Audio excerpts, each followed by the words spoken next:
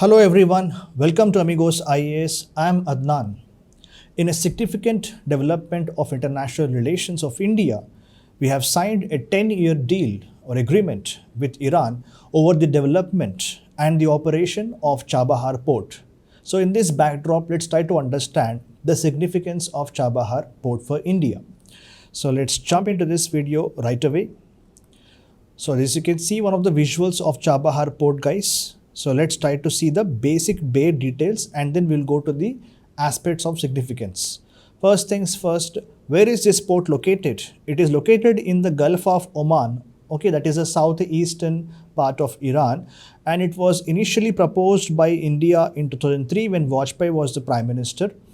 This port is there since 1973, but we want to develop that port, guys. So we proposed the idea of development in that year, but Iran always has some geopolitical tensions with USA as well, Saudi Arabia. So this agreement could not go ahead. Fine. And what is the significance? We'll see in detail, of course, but now basically to access landlocked Afghanistan and Central Asia, this particular port is very important for India. And how do we do this? We are expecting that we are going to link this or connect this with already existing INSTC, International North-South Transport Corridor, which is a road, rail as well as maritime project, guys. Okay, the maritime route. I will show you the maps and explain in detail. Just hold on. CHABAHAR port usually has two ports. One is Shahid Kalantari port and Shahid Beheshti port. So already Shahid Kalantari port is in operation for many decades. Okay, and Shahid Beheshti port has been taken over by India. So what is the company here, guys? India Ports Global Limited. This is the company. It's a government venture. It's a joint venture between Jawaharlal Nehru Port Trust of Mumbai and Kandla Port Trust of Gujarat, guys. Joint venture between both, two important ports in India when it comes to trade and connectivity. Okay, so for India, it is a very good access we are going to get for Afghanistan, and from there onwards, we can go to Central Asia and Caucasus, Georgia, Armenia, Azerbaijan, and Eurasian markets as well. And the West Asian experts, the Middle East experts say that CHABAHAR is linchpin, very important aspect for India's. What are the keywords here, guys? Regional connectivity, of course, economic growth, and geopolitical influence. Despite challenges of sanctions by USA, India is steadfast in our commitment to harness the potential of CHABAHAR. Let's break down all this into simple fragments, guys. First things first here. This is the Kandla port in Gujarat, and here we have the Jawaharlal Nehru Port Trust in Mumbai.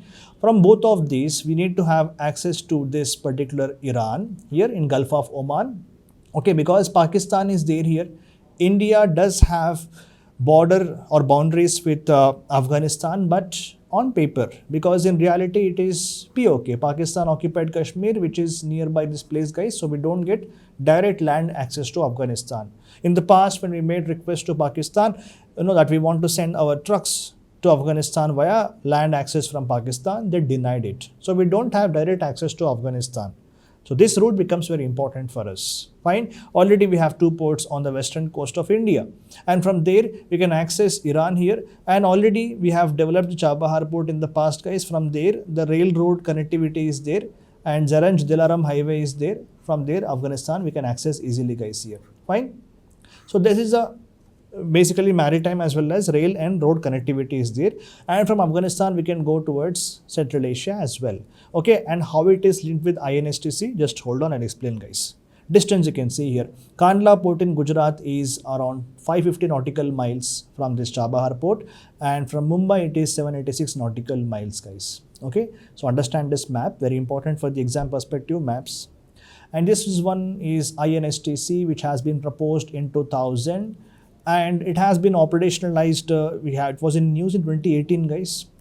First thing we need to understand here, this route actually helps India because it reduces our freight cost by 30%. The red color what you can see on the map. And 40% by the time. Generally, guys, we use this very busy route from Suez Canal and the Mediterranean Sea route to access Europe and from there to Russia. But what if from this particular route, Gulf of Oman, and we are going to access Iran, okay, that is of course Strait of Hormuz is there. So from here, if you see, we can go to Iran, and from there You can see Caspian Sea, Azerbaijan is there here. That is the western side of Caspian Sea. And from there we can reach St. Petersburg in Russia. That means instead of this blue route, what you can see on your screens, which takes around 45 days, here we can wrap up our route, okay, in the coverage of time is 25 to 30 days, guys.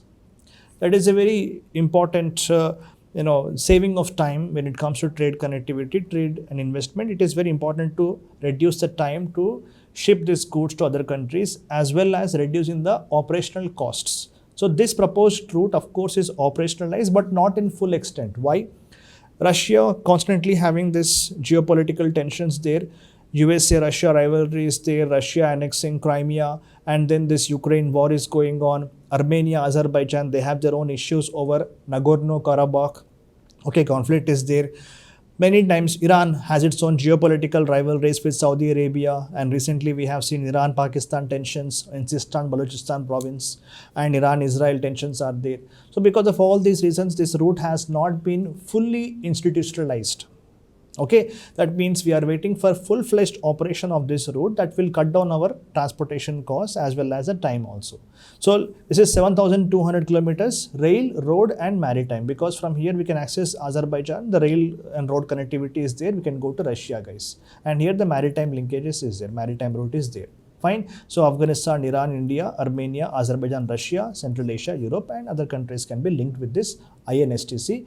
All this basically for what purpose, guys? First things first, international relations today are mostly economic in nature. Fine. So trade and investment has become an important component of IR, international relations. And for that we need to develop what? Trade investment happens when, guys? When you have connectivity linkages. That is a crucial component of trade. So for that only we have all these agreements like the G20 proposed India, Middle East or West Asia, Europe economic corridor, where from India's western coast we can go to UAE, from there to Saudi Arabia, Jordan, Israel and from there to Europe. That is again in talks. India is still having talks to operationalize the Middle East Europe economic corridor. That corridor is there, INSTC is there, CHABAHAR route is there. We need to link all this together. Then we can have access to various markets, guys. Fine. So 5 reasons why this port holds strategic importance for India. First one is geopolitical diversification is the keyword here. Because we are seeing a lot of regional tensions and geopolitical rivalries, whether it is Gaza-Israel issue, Iran-Israel issue, or whether it is tensions because of Saudi Arabia and Iran having proxy wars in the Middle East. So what we need to do is we have to have alternate route for trade and connectivity. So Pakistan's port, of course, Karachi, Gwadar, we don't have access to that. So we want to reduce dependency on traditional routes and we want to develop CHABAHAR route. Okay. So this aligns with India's broader foreign policy like strengthening ties with energy-rich Central Asian countries. I'll explain on that. Okay.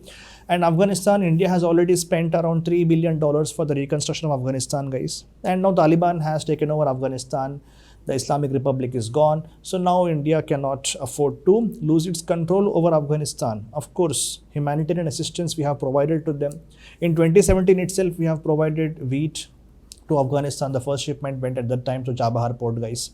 And not only that, last year also, when Afghanistan was reeling through this severe cold and the government is not there. So at that time also, India has sent wheat and other food to Afghanistan to help them. Not only that, for Iran also, when they were facing locust attacks, India has sent pesticides to Iran through CHABAHAR port itself, guys.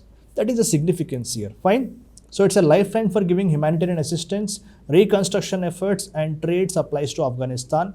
So through this port, we can overcome all the logistical challenges because Afghanistan does not have access to the sea. So it is landlocked. So we can overcome this with this CHABAHAR port and we can bring stability in the region. So we have to see Afghanistan should not become a launch pad for any kind of, Pakistan should not gain influence over Afghanistan and use them to counter India. That is not what we want, guys. So we need to make sure Afghanistan is stable. We need to keep the trade and connectivity intact with Afghanistan. Third one, gateway to Central Asia. We had these pipelines, IPI, Iran, Pakistan, India, TAPI, Turkmenistan, Afghanistan, Pakistan, India, which are yet to be operationalized. But we can directly access Central Asia, which are very rich in energy, natural gas.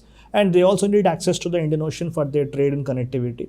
Pakistan is luring Central Asia by promising this Gwadar port. But so India has to seize the moment, and we have to make Afghanistan convinced, okay, or Central Asia convinced that they can use Chabahar port and they can access the Indian Ocean region from there. So India has to develop this Chabahar port to get access to, and India also has Connect Central Asia policy. So we need to enhance our ties with Central Asia. Already the Prime Minister has invited the 5 Central Asian Republic heads of the states to India's Republic Day once. They are good in natural gas, so we need them. India has 80% of its energy requirements met by imports. So for that we need this particular Central Asia, guys. So when this Chabahar, this agreement actually happened was 2016. India had this agreement, guys. India, Iran, Afghanistan agreement. In that, Chabahar was a component. Why into 2016, guys? Because in 2015, USA and this P5+1, they had this joint comprehensive plan of action. They had this P5+1 Iran nuclear deal because they were having suspicion about Iran's nuclear program, and this deal has helped them to control this Iran's nuclear program, and they relax the sanctions on Iran slowly. But again, Trump has pulled out of this nuclear deal, and again, sanctions are back on Iran. So 2016 was the time India had a chance to operationalize the agreement, India, Iran, Afghanistan, and at the time, Afghanistan was important. Afghanistan can benefit from this Chabahar port, USA realized. So it was like kind of okay to have this Chabahar port development, guys, because USA does not encourage countries to have relations, or we can say trade relations, with Iran. And India's relation with Iran also has been quite patchy. INSTC also is there. So we have to link both of this to capitalize on this Chabahar strategic location, guys. Fine, and all these points we discussed. So I think I'm repeating this point: lucrative markets, regional economic cooperation. These are the key words which you write in your answers, guys, in the mains.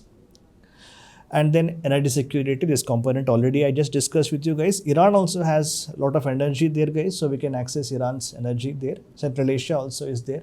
You can bypass the choke points like Strait of Hormuz. Sometimes it is like this, okay? So it is a choke point there, and sometimes because of tensions, geopolitical tensions, that route is not so safe. So we need to develop Chabahar port, and then directly we can go. No need to go through this Suez Canal, this Strait of Hormuz route, guys. Okay, so it is one more aspect here, guys. And next one, diversifying of our energy routes, energy resources. Counterbalance China, this is what is called as geopolitical dimension here, guys. China already has initiative of Belt and Road, through which it is trying to develop infrastructure projects across countries of Africa, Asia. But its conditions of these loans are creating a situation what we call as debt diplomacy. Because of that, many countries are going into debt traps, of China. India is a reliable partner. We don't impose conditions that if you don't pay the loan back, we are going to take over your land. We respect sovereignty of all the countries. So India is a much more reliable partner which respects sovereignty of the countries, and we can invest our money, our resources in development of some countries. So here, Iran's development of Chabahar port for 10 years allows India to be seen as an important partner, guys. And we can offer alternative model of infrastructure development where we have transparency, sustainability, and respect for other countries' sovereignty. Not like China imposing tough conditions on countries like Sri Lanka, taking over their ports because they are not able to pay back the loan amounts. India is not going to impose such conditions. We believe in the rules-based international order. We believe in rules-based Indo-Pacific region. So this is important because in the backdrop here, guys, India, of course, has to balance this out because the reaction of USA here was quite different. They, of course, reacted by saying that countries have to be cautious when they develop relations, especially trade relations with countries like Iran. But India already is following strategic autonomy, which was, of course, a part of NAM basically here, because strategic autonomy here means we take our relations on our own terms. We are not bothered by the geopolitical dynamics playing in different countries. India's interests matter more. That is why we are able to take cheap oil from Russia also, despite sanctions against Russia because of this ongoing Ukraine-Russia war. And in this context also, India should be able to balance out its own concerns. We need to have good trade and investment as well as connectivity with many countries, especially European countries, Russia, and also Caucasus region is there, Armenia, Azerbaijan, and here also India has certain issues to balance because we support Armenia, Azerbaijan supports Pakistan. So there are some areas where we need to iron it out, and we need to talk, on good terms with countries like Azerbaijan also when this INSTC, becomes fully operational in the future. And with Iran also, India has to balance its relation because Iran has this rivalry with countries like UAE, Saudi Arabia, Israel. So India has to play a very deft political, diplomatic game here, or we can say, not for the lack of the better term, okay, game is not the right word here. We can say strategy. We can say strategy to be able to balance its relations with countries which are rivals in the West Asia, and also not overly angering USA also. India has to play a very important role in this aspect, guys. So let's hope this agreement will become fruitful, and India manages to develop its connectivity with countries like Afghanistan, Central Asia, and from there to other countries of Europe as well. So that's it for today's class. I hope you understood this topic. If you still have any questions, you can post in the comments box. This particular topic is helpful for political science, international relations, paper 2, as well as general studies, paper 2 of UPSC exam, guys. So that's it for this class. I'll come back another day with some other topic. Keep watching Amigos IAS. Thank you.